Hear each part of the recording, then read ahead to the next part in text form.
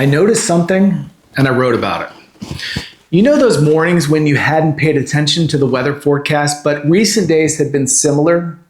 When you step outside and nothing too different is going on with the weather, like rain or an extreme drop in temperature, but you pause anyway because something feels slightly off from the day you were expecting?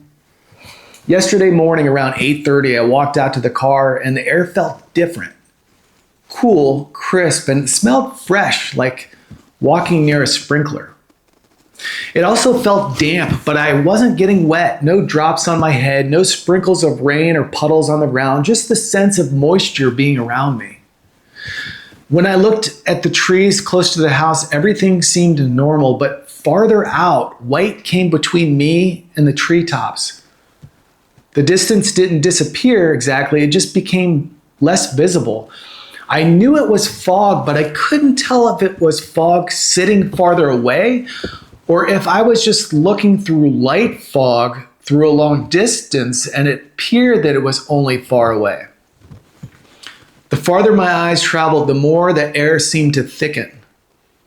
As I drove my car, the road itself looked clear.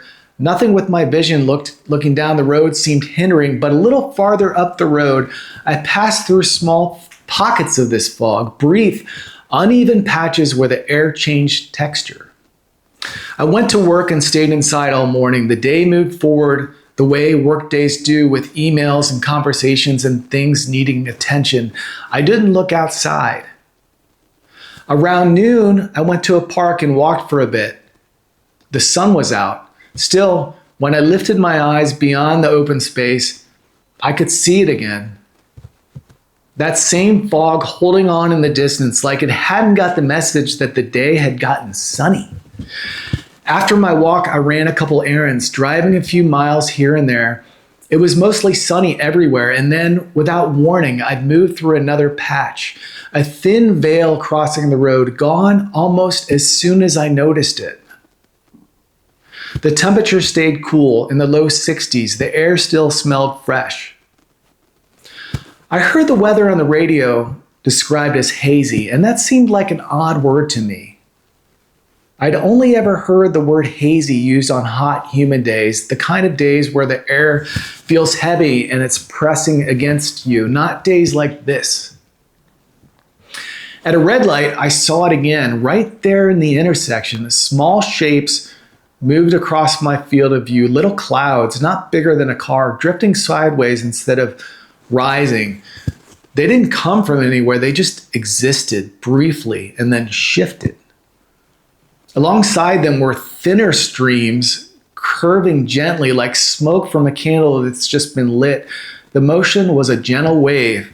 For a moment that morning, earlier when I first walked out to my car, I'd wondered if there was a fire somewhere. The resemblance was close enough that I thought it may be nearby, but it wasn't smoke. It didn't smell like smoke. Mystical is the word that comes to mind of how the fog made everything look. The air felt alive but silent in a way that you could notice without needing to understand. I kept thinking about how it might have looked by the ocean nearby and around the dunes especially, whether the fog would have gathered there or dissolved or done something else entirely different.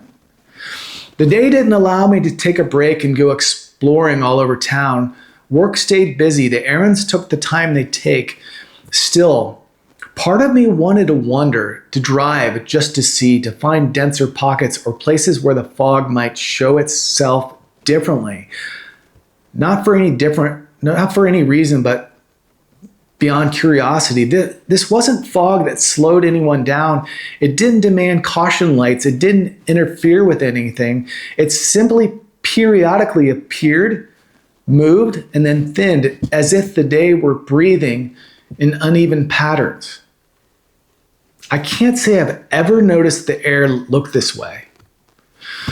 What stays with me is the feeling of being inside something that didn't fully reveal itself, the sense that the air was doing more than one thing at once, clear enough to function inside of, soft enough to notice if you happen to look.